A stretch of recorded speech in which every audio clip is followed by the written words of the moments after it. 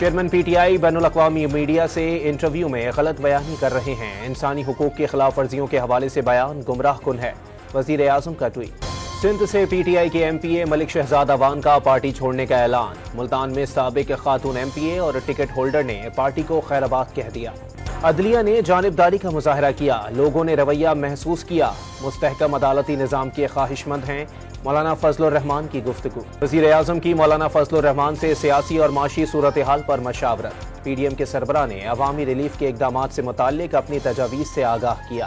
Punjab assembly کے چپڑاسی کیسر اقبال بھٹی کے اثاثے آمدن سے زائد۔ تحریم الہی، زارہ الہی، راسخ الہی کے ساتھ ناقابل وضاحت بینکنگ ٹرانزیکشنز کی ایف آئی اے رپورٹ۔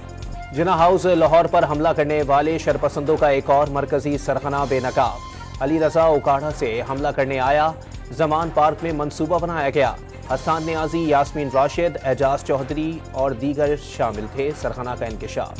9 مئی کے واقعات نے شہداء کے والدین کا درد ہرا کر دیا۔ شرپسند شہداء کی قربانیوں کو بھول گئے، ملک کو توڑو نہیں، شہداء پاک فوج کے والدین کا پیغام۔ جہانگیر ترین سے کوئی تعلق نہیں، فواد چودھری وقتاً فوقتاً رابطہ کرتے رہے ہیں۔